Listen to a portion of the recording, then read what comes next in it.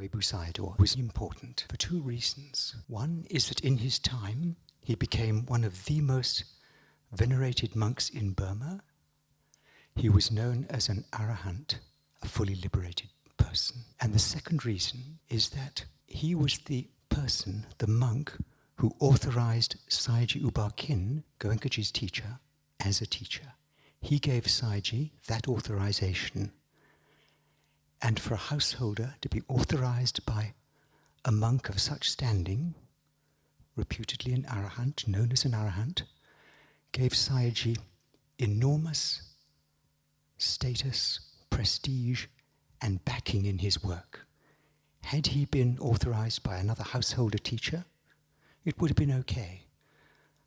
But nothing like this, nothing like Webu Sayadaw's. Not only authorization, but continuing support throughout his life.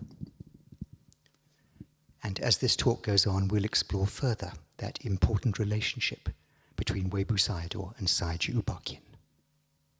Now, firstly, to orient you, this is a map of Upper Burma, the Mandalay area, and three important places in the life of Webu Sayadaw, which I'll point out to you.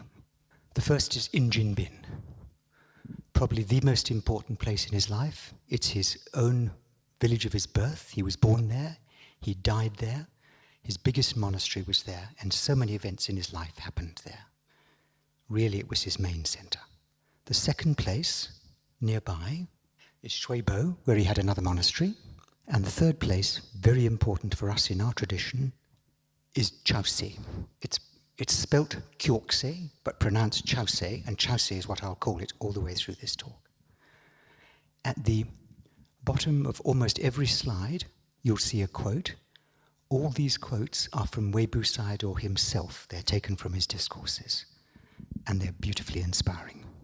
He was born in 1896, so he's relatively modern, the son of quite a poor farmer, one of 4 children. And Injin Bin is just a very little village, quite remote. We'll hear more about Injin Bin later. An early example of his compassion, at the age of 7, he was sent by his father out into the fields to scare away the sparrows who were eating all his father's grain. And he refused. He said, no, they're hungry, that's why they're there, I'm not going to drive them away. So here's the son disobeying the father at the age of 7 out of compassion for sparrows. He takes his robes as a samanera at the age of 9, that's a novice, goes to the local monastery and gets his education, as was very traditional in those days in Burma, was taught to read, write, and so forth. At the age of 20, he ordains as a full monk, and then he goes off to Mandalay, to the capital, the old royal capital, and he went to Masumain University, a monastic university, to study Pariyatti. So he had a good education. Masumain was reputed to be probably the best monastery for the study of Pariyatti at that time. And he spent all of 2 years there. And then he got fed up with it. He wasn't interested in Pariyatti. He wanted to go out and practice what he'd been taught. So then, he more or less disappears from view for some years. He was in caves, he was in forests, meditating on his own. We really don't know where he was. One early little story, very early in this period, he had a lot of trouble with his stomach, with dysentery. And this was afflicting him, interrupting his meditation. He was traveling on a train one day, and someone heard about this and said, oh, you should go to Chausey, this place on the map. There's a well there with water with medicinal properties. You should try that. And at the same time, he had a dream that someone was directing him there. So he went to Chausey, found the well, which is near the hills called the Webula Hills, and as he approached, a being came up to him, offered him the water. It's a bluish water. This well is unusual. Sometimes the water is blue, sometimes white. He took the offering, and it is said that he never again got sick and never again lay down.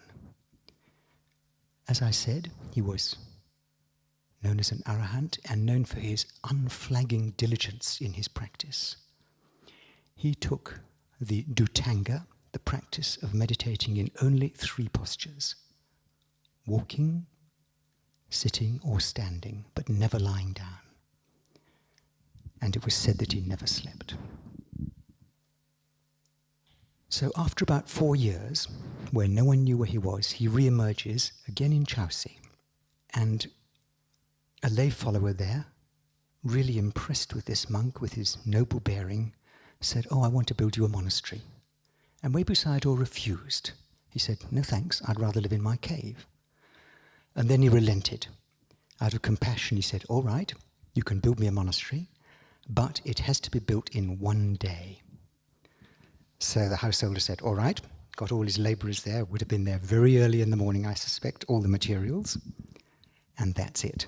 That dark building, not the first one, which is the hut, but the dark building with the tin shed, that was Webu Sayadaw's 1-day monastery in Chelsea. Another story from Chelsea, he was going on his alms rounds one day, and accidentally he put his foot in an animal trap. It closed on him. You can imagine the agony. He didn't want to break the trap, because that would be breaking someone else's possession against his vinaya. So he just stood there, with his foot in the trap, bleeding, until about midday when the hunter came along. The hunter saw this and was so shocked that he swore never to hunt again. Now, as you know, he was born in Injinbin, that's where his family came from. While he'd been away in the forest, his mother had passed away, she died. But his father discovered he was in Chelsea, came down, and begged him to return to Injinbin, to his family home. And Webu Sayadaw refused. He said, "No thanks, I'm here, I'm happy." So the father had to go all the way back to Injinbin, helpless. And when he came back, the father discovered that his own sister, that's Webu Sayadaw's aunt, was now also deathly ill and asking to see Webu Sayadaw. So the father goes back all the way back to Webu Sayadaw and says, "Look, now your aunt is really ill, she's wanting to see you." He's imploring him, "Please come back." And Webu Sayadaw says, "All right, but on one condition. And the condition is that you, my father, ordain as a monk." And that's what happened. And I love this photo. There's Webu Sayadaw on the left, there's his father on the right, both meditating together, no doubt observing their breath.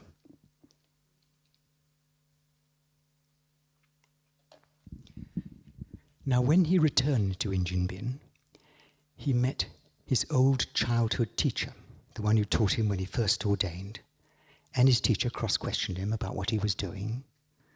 And he said, "Well, you taught me. I'm practicing what you taught me."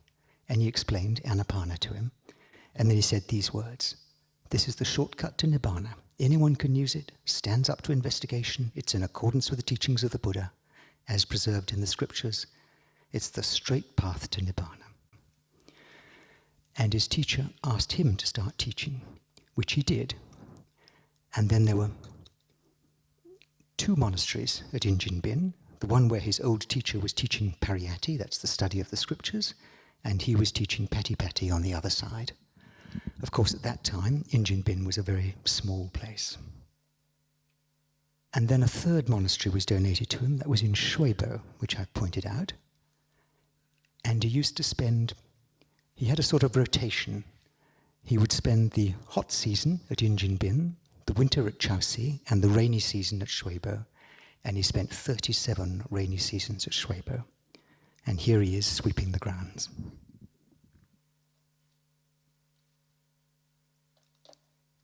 Now, I've mentioned that he was an arahant, and of course we have Goenkaji's advice that Anapanna is not sufficient to take out your impurities. So a lot of questions come, how come? How could he become an arahant just doing Anapanna? And this is the answer, and this is a quote from one of his own writings or discourses. And you'll see how, although he starts with Anapanna and emphasizes it, the whole progress of the technique is actually in this.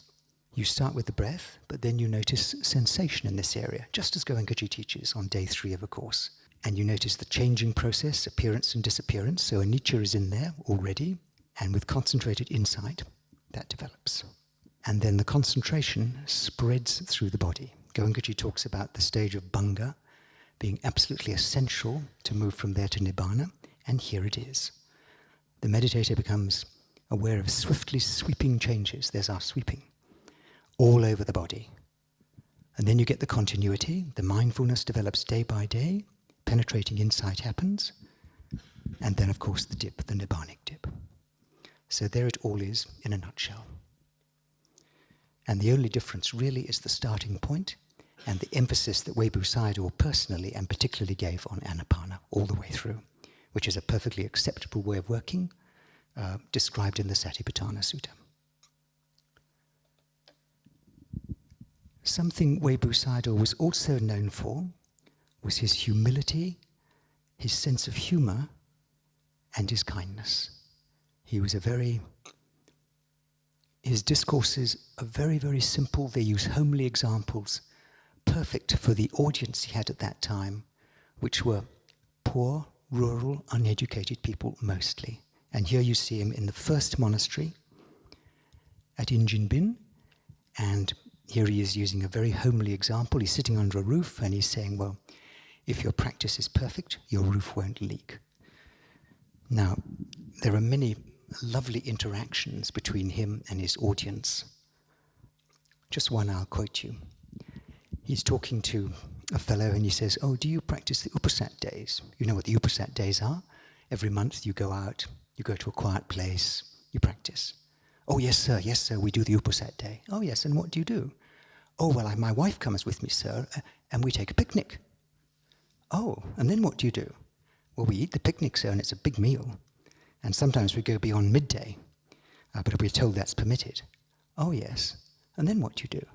Oh, well, after the picnic, sir, I usually feel very sleepy, so I lie down and I have a sleep. Oh. And then what do you do? Oh, well, when I wake up, usually I feel quite ill, and so I have some lemonade. And do you share this lemonade with others? Oh, no, sir, I drink it all myself. And is there a lot of it? Yes, there's a lot of it, and after that I often feel even more ill. And then he says, and then what do you do? We go home.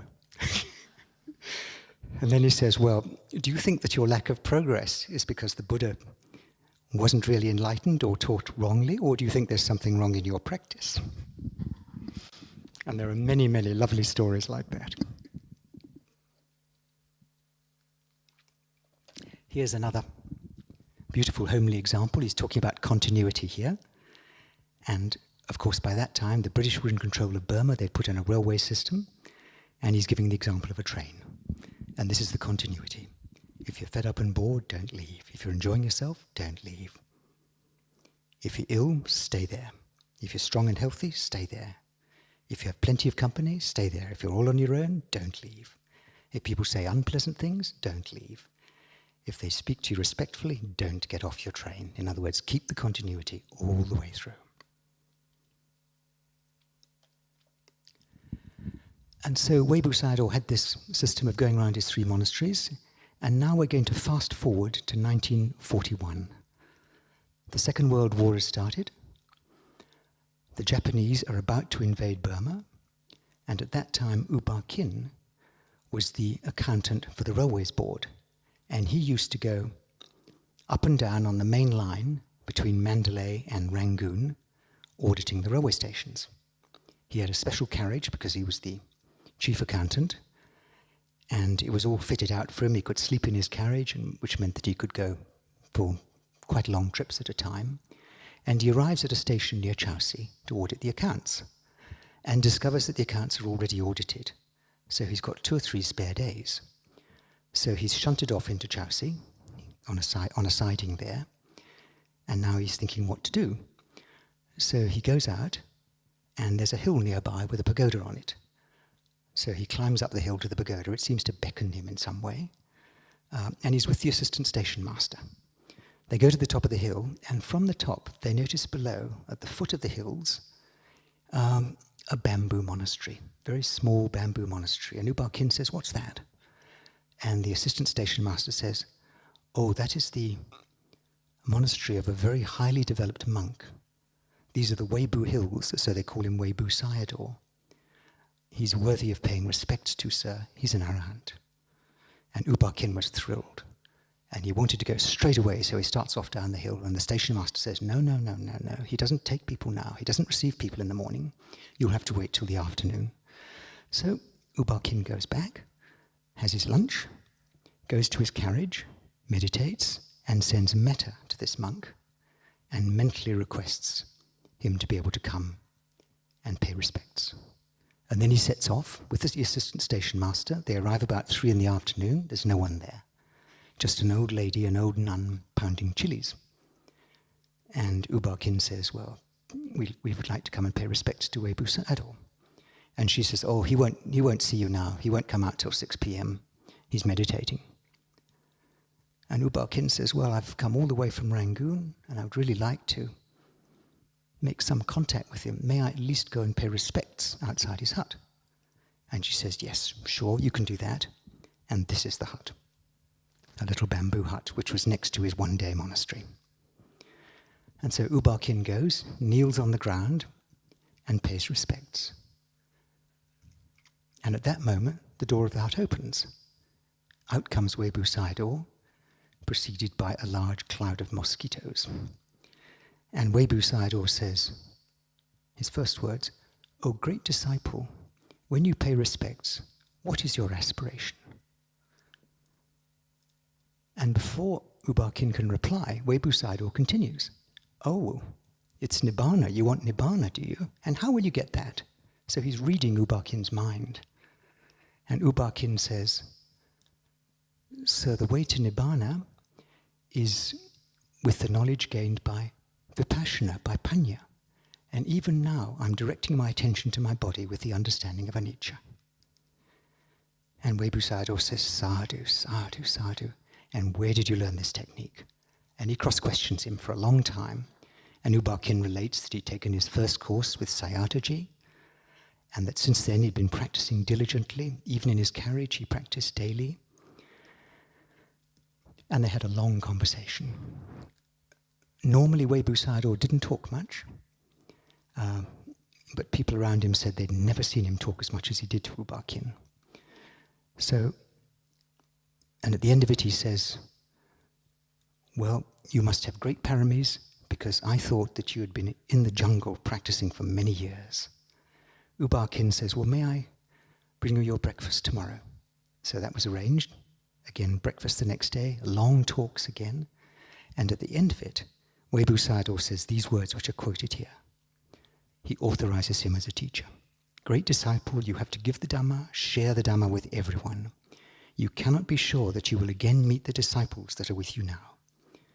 Now you've met them, give them Dhamma, show them Dhamma to some small extent. Give them Dhamma, don't wait." And he didn't. When U Ba Khin got back to his train, his first pupil was the assistant station master, right there in his carriage.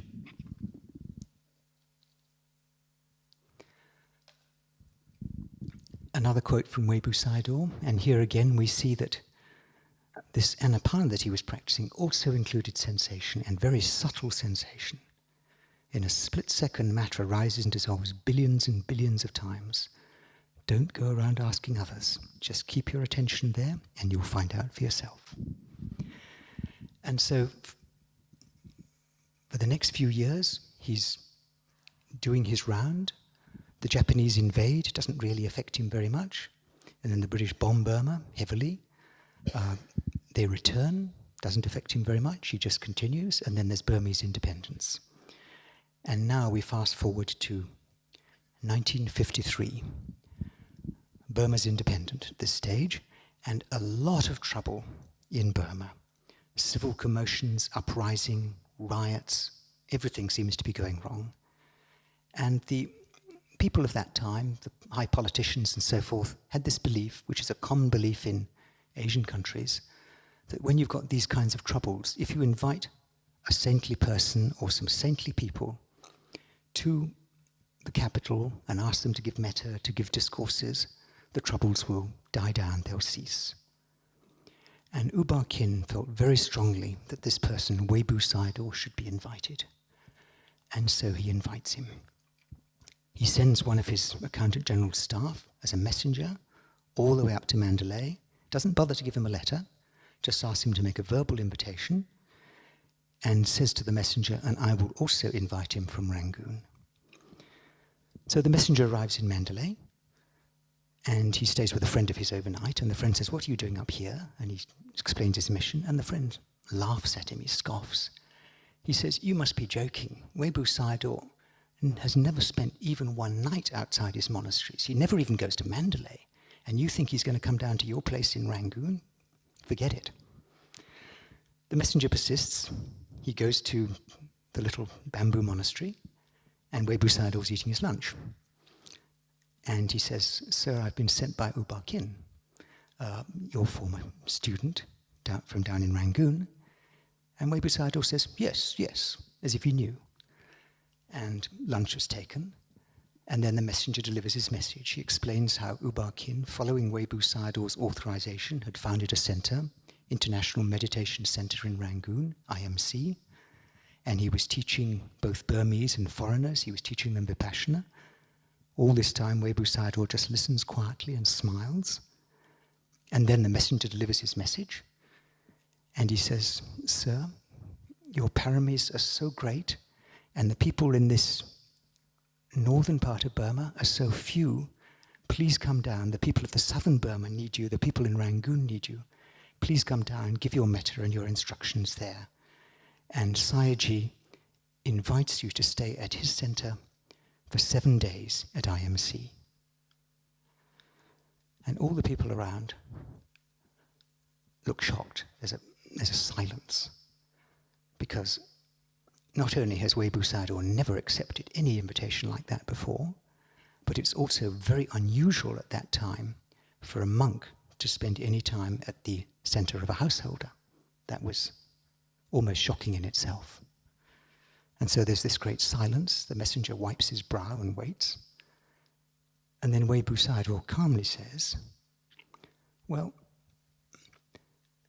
I think tomorrow would be too soon. If we come the day after tomorrow, would that be all right? Would that suit you? You can imagine the messenger's shock, and everybody was just astonished. The messenger rushes off, phones U Ba Khin, who buys the plane tickets. Webu Sayadaw comes down with 6 monks and 2 assistants. U Ba Khin pays all the tickets down. And then later it transpired that U Ba Khin had already mentally invited Webu Sayadaw, even before the messenger reached there. And Webu Sayadaw had already mentally accepted. And someone later on discovered this and said to Webu Sayadaw, is this possible? And he said, yes, when the minds are pure enough, that is possible. And we'll come across this person in a minute again. So he arrives at Yangon Airport. U Ba Khin meets him with a car, drives him to IMC. As one commentator put it, he hopped out of the car, looks up at the T, which is the umbrella, the crown of the pagoda, which was all gleaming gold and new, pays respects, walks up the stairs, and circumambulates with U Ba Khin 3 times around the pagoda. And here he is doing it. U Ba Khin in front, Webu Sayadaw behind. You might also notice the small man on Webu Sayadaw's left. We'll come across him later too. U Ba Khin then invites him into the central cell to sit down and gives a little talk about what he's been doing at IMC, how he's been teaching foreigners, how he's been teaching Vipassana and the Burmese. And Webu Sayadaw smiles, looks very pleased. U Ba Khin then invites him to give Dhamma. He gives the precepts to meditators who are seated all around in the cells, all around that central cell, and he gives a discourse. And then after that, all the leading lights of Burmese society start coming in big numbers over those next 7 days. And he's busy every day with big crowds coming to meet him, to take Dhamma from him, and sometimes just even to see him, because by now he's becoming famous. Now, one person who was particularly impressed was this man, So Shwetaik. Now, this man was the person who asked Webu Sayadaw if the invitation could be mental. Now, he was the first president of Burma. He was the one going, which he talks about in his Day 6 discourse, the one who ruined his own feast, the alcoholic. He's now no longer president of Burma. He's an ex-president now, but still in Rangoon, and he was actually one of the chief princes of the Shan states up north in Burma. And he's very impressed with Webu Sayadaw, and he's off to, guess what, a party. He's off to a diplomatic party that night, but he thinks he'll drop in on IMC on the way and listen to a discourse. So he and his wife rock up at IMC, they listen to the discourse, he's very impressed, and then he says to Webu Sayadaw, "Does U Ba Khin teach the same as you?" And Webu Sayadaw says, "Oh yes, he teaches the same as me, you should study under him." And So Shwe Taik turns round to U Ba Khin and says, "Oh, well, you must teach me sometime." And U Ba Khin says, "Why wait? I'll take you to a cell right now." Now, So Shwe Taik was very worried about being late for his diplomatic party, but he was caught. He couldn't refuse in front of Webu Sayadaw, so he was led off to a cell by U Ba Khin, protesting all the way and muttering about how he was going to be late for his party. So he's given Anapana, and he goes into such a peaceful state, he doesn't open his eyes for 2 hours. Finally, U Ba Khin knocks on the door and says, "It's 9 p.m., you're late for your party." And he decides to skip the party. Later, as we know, he took a course, and we know all about that course from Goenkaji's description, and he became a very devoted student, and probably the chief organizer of Webu Sayadaw's tours down south. Because after this initial visit, Webu Sayadaw pretty much every year came down south to Rangoon and touring around. And here's one photograph from that time. You can just see the size of the crowds. This is just going from one Burmese village to another on his arms round. And in front of him, you'll see a figure in white carrying his bowl. That is So Shwe Taik. And so he was the chief organizer for many, many years. Now, previously, I mentioned, or you to note, a person walking on Webu Sayadaw's left when he first came to IMC. His name was U Tain Nyunt, and here he is walking behind Webu Sayadaw here.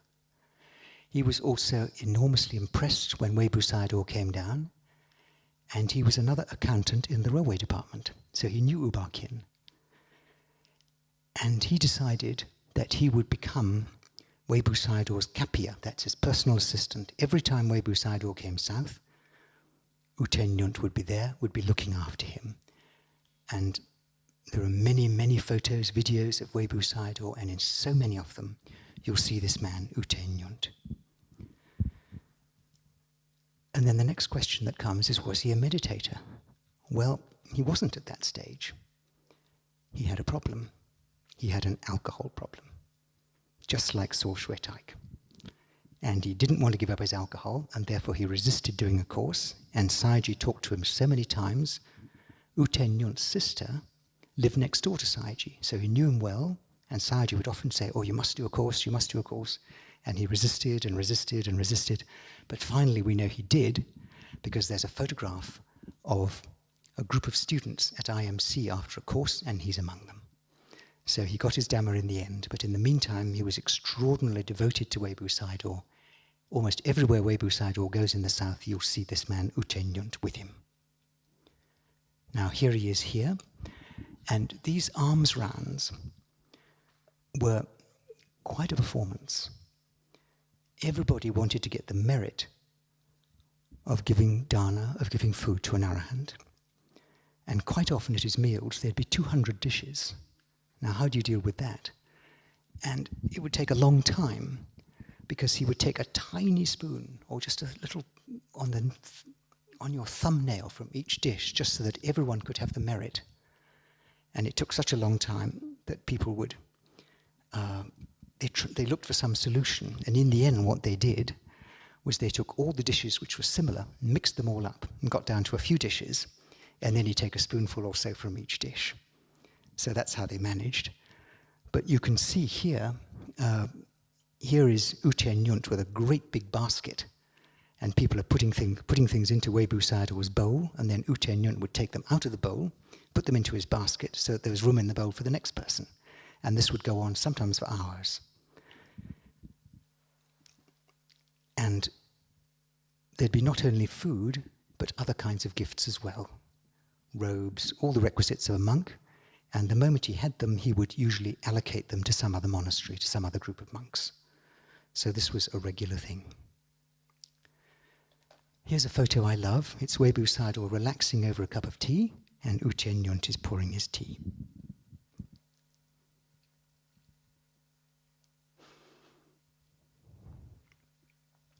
Another photo I like very much. Webu Sayadaw encouraged dana because of the merit it gave. And the body language here is just so beautiful with this man giving something, I can't even see what it is, and Webu Sayadaw accepting it. And he's encouraging it because of the merit it gives you when you donate. Now, this is Webu Sayadaw with a car. It's a Dodge Plymouth. And there's a story behind this. A young American lady called Clarissa Vanstrong came out and took robes, first in Singapore under another monk, and then later under Webu Sayadaw, and stayed for 3 years and practiced very seriously. But her father didn't like it. He thought, oh, she's getting involved in some sect, some weird Eastern religion or something, so he came all the way out to Burma to bring her back to America, which he did. But she was unhappy about this, and a deal was done. She would come back to America, to San Francisco, if the father paid for this Dodge Plymouth to be sent out as a donation to Webu Sayadaw. And that's what happened. And there he is with his Dodge Plymouth. And that car got heavy use. You'll see many photographs of him. He'd be driven to some place to do his arms round. And the shipping was arranged by, guess who? U Teng, who was the railway accountant. And the car, when it came out, was designated only 2 people could use it. One was Webu Sayadaw, and the other one was U Nu, who was the Prime Minister of Burma at that time, that Dhamma Prime Minister who permitted Sayagyi to give courses in his office. So just 2 people could use it. Of course he had a chauffeur. I'm sure he didn't drive it himself. Now, on his trips down south, on one occasion he did a tour of India, a pilgrimage to India. So here we are at Bodh Gaya. And here he is. Can anybody tell me where he is? Under the Bodhi tree at Bodh Gaya, yes. And he did a very full, conventional pilgrimage tour. All the usual places, Bodh Gaya and Sarnath and Nalanda, and so on and so forth. It was a full, good pilgrimage, and U Teng was with him all the way. And he didn't just stop at doing a pilgrimage. Here he is doing the tourist thing. He's in front of the Taj Mahal in India with U Teng. So he took some time off to see some of the sights as well.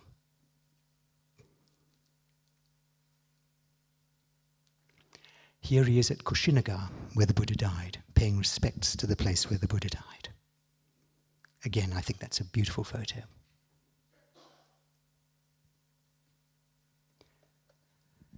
Now, apart from India, he also went to Sri Lanka. And again, there's a story behind that. There was a monk called U Lokanatha, an Italian, who came out from Europe, took robes, and for some time studied under Webu Sayadaw at Injinbin, and became quite famous in his own right. There's even photos of him with Hollywood celebrities and things like that back in America. But he came back through Sri Lanka, and he knew the Prime Minister of Sri Lanka, and he was talking to the Prime Minister. And the Prime Minister was lamenting the fact that there were no fully enlightened beings in the world today. And U Lokanatha said, oh no, that's not true, and told him about Webu Sayadaw. And the Prime Minister of Sri Lanka was thrilled. And so he invited Webu Sayadaw out on a state visit. Big thing. Webu Sayadaw came, and here he is in the house of, I think it's the Prime Minister of that time, and that person next to him, on Webu Sayadaw's left, the slightly roly-poly looking figure, is Ulokanata, the Italian monk. When he went there, the Prime Minister also presented him with some genuine Buddha relics, which he was very pleased with. He took them back to Injin Bin, and they're still there today. So if you ever take a pilgrimage to Injin Bin, be sure to try to meditate with the Buddha relics. Another photo from Sri Lanka. Here is a lady offering him something, probably robes, and U Theng Nyunt in the background, looking quite seraphic. And here he is talking about sensation.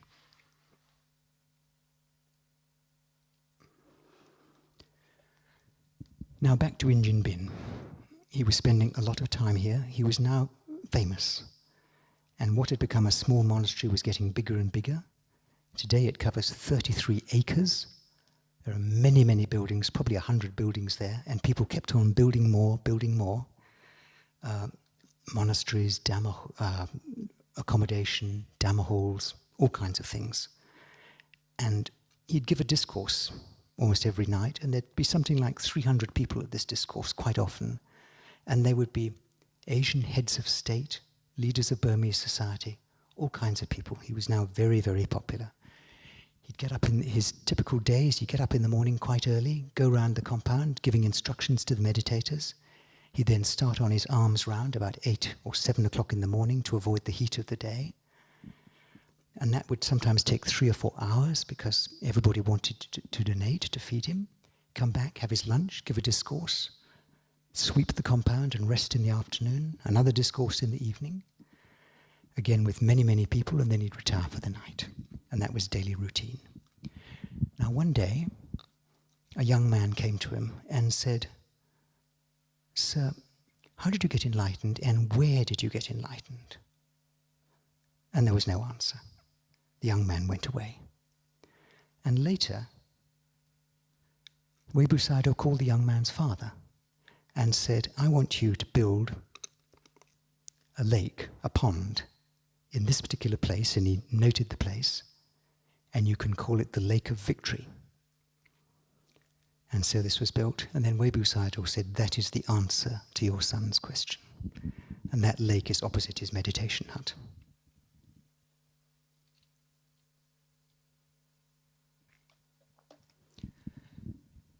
Now Webu Sayadaw, I've mentioned he gave many discourses. When he was down on tour in the south especially, he'd give sometimes 5 or 10 discourses every day. A Burmese scholar collected many of these discourses. Quite a few have been translated, you can get them, and said that Webu Sayadaw, in all his discourses, they were very simple discourses, homely discourses, but he always made 7 points, these same 7 points. And if he gave 10,000 discourses in his life, he would have made those same 7 points 10,000 times. And here they are. Firstly, a huge emphasis on Shila. If you want to be perfect, if you want to fulfill your aspirations, you have to be perfect in Shila. And secondly, when practicing dana, when you're giving, what's most important is your volition, not how much you give. And thirdly, always act with an upright mind because of the law of karma. If you don't act with an upright mind, your karma will come back and bite you. Not his words. And then he said, aspire only to Nibbana. Don't aspire to any happiness, human or celestial. Only go for Nibbana, because anything else is impermanent. And he points out that we're now in a Buddha sasana, and now we can practice wisdom, proper panya, which is only possible in a Buddha sasana, and so we can benefit so very much. And then from birth to death, we always have the in-breath and the out-breath, exactly as Goenkaji says in the Anapana instructions. And when doing anything at all, sitting, standing, lying, walking, whatever it is, always be aware of the breath. And that was continuous.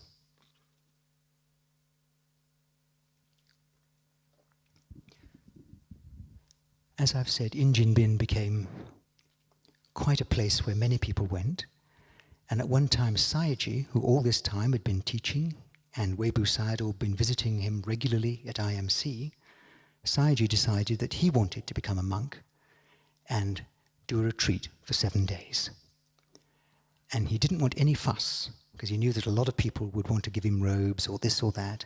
So he just went off secretly, just got in his car, drove up to Mandalay, and went and visited his old friend Uko Lay. Uko Lay was the Vice-Chancellor of Mandalay University. And he arrives at the door, and Uko Lay says, "What are you doing here?" And he says, "Oh, I've come to take robes. Would you like to as well?" And Uko Lay rushes around and gets himself organized, and they go off to Webu Sayadaw and present themselves to him. And he says, "Oh, so you want to do good deeds, do you?" And they said, "Yes, sir." And he says, "Well, if you want to become a monk, there are 227 precepts. Do you know them?" "Oh, no, sir, we don't know what they are." He says, "Well, all of them are to restrain your acts of body, speech, and mind. And I'll give you a technique whereby you can do that." And he teaches them Anapana. And then he says, "And when you're doing Anapana, when you're following the in-breath and the out-breath, are you doing any physical misdeeds?" "No, sir." "Are you doing any vocal misdeeds?" "No, sir." "And when you control your mind, are you doing any mental misdeeds?" "No, sir." He says, "All right, well, this is what you have to practice, and then you don't have to worry about knowing those 227 precepts." And then he looks at them and he says, "Well, you're both over 50, and you've probably slept every single night of your life." "Oh, yes, sir." And he says, "Well, have you come here to make merits or not?" "Oh, yes, we've come to make merits, sir." And he says, "Well, you will do this the whole night." And so that was their retreat. And this is a photo of Webu Sayadaw in front, Sayagyi behind him, and Uko Lay behind him at Injinbin. As I said, Webu Sayadaw used to visit Sayagyi's center, IMC, every time he came down to Rangoon, and he'd often stay there for a few days. He'd meditate with the students, give discourses. This is a very famous photograph taken by a Western meditator of Sayagyi paying respects to Webu Sayadaw. And just have a look at this quote, which was given at IMC. "This is the perfect place. This is a nucleus." Originally, he said it was like a jungle, but now this is the perfect place, and it's the first center of many. So there's a prediction, and of course today we have over 150 centers.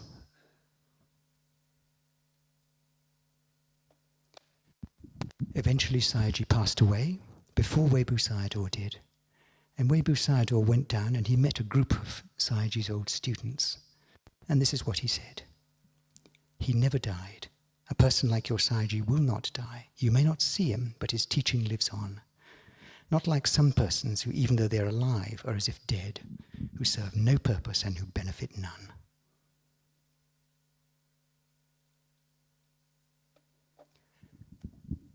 Now by this time, we're now in, quite late on, we're now about 1970 or so, later than that, 1976. Goenkaji's out teaching in the West, in India, and he's getting Western students, and he's sending them over to IMC, and groups of Western students are coming and sitting at IMC doing retreats. Sayagyi's not there anymore, but they're still doing retreats. And one group of students had the good fortune to meet Webu Sayadaw. They were doing their retreat, and suddenly they were told, "Oh, there's a very important monk in town, you must come and see him." So they're all shipped off in a bus and taken to some Dhamma hall somewhere, and they noticed the place is packed with Burmese, all looking terribly smart. And there's Webu Sayadaw at the end with this huge meal in front of him, usual story.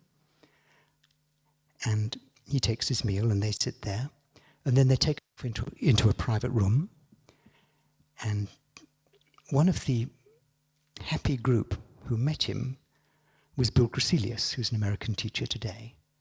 And This is Bill's description.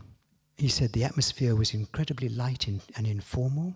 Webu Sayadaw was talking in Burmese, and there was a translator, and U Nyunt was there as well. And he asked where they'd come from, and they said that all these different places, America and Europe and this and that, Australia, whatever. And he was very impressed. He said, oh, this is like the time of the Buddha. You know, people come from such long distances just to practice, just to get the Dhamma. And there might be another person who lives across the street from a center and never practices. Obviously, you've got good paramis, very strong paramis. And he was very impressed. Bill's memory of it was this stillness in him. His hands never moved. There was no trace of any agitation whatsoever. And he talked about nothing but Dhamma. The whole group came away extraordinarily impressed. Now, part of the conversation was this. Webu Sayadaw said, and how is your sati? How's your awareness? And the student said, oh, it's like a candle, a flame in a windy room. It's restless all the time. It never shifts. And so he says, if you stay in an enclosed place where the breeze can't get in, will the flame flicker? You must stay in a place where that's not possible. And where can we find such a place? Virya, effort. That's all he said.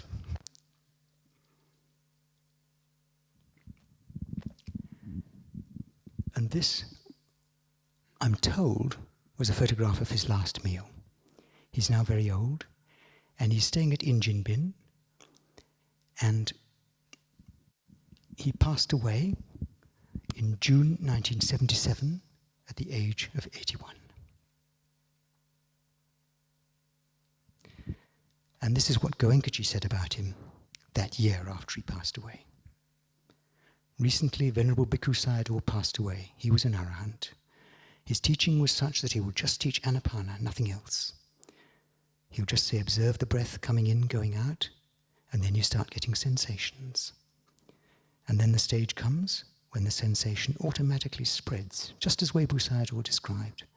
Spreads to the whole body, the gross sensation passes, the subtle comes, you reach bhanga, and then this anapana technique, you're giving importance to the breath right up to the end, up to the nibbanic stage. So that's how Goenkaji explains it. And then finally, a quote from Webu Sayadaw himself. The benefits from the practice are not just for a short moment or a lifetime. That short moment of purity will bring benefits for the remainder of the cycle of birth and death. And why can you accomplish this? Because the time is right, your form of existence is right, and you're putting forth right effort. Exactly as the Buddha described. It's rare to come across a Buddha. It's rare to be a human being. It's rare to be able to make this effort. And he goes on, the disciples of the Buddha took practice from the teacher and worked with unwavering perseverance. Therefore they achieved the awakening they had aspired for. How did they work? In the same way, and another beautiful homely simile, as a man who wants to light a fire with a fire stick. They rub two pieces of wood together and heat is produced. Eventually the wood starts to glow and then they could light a fire. And that's the continuity. Thank you.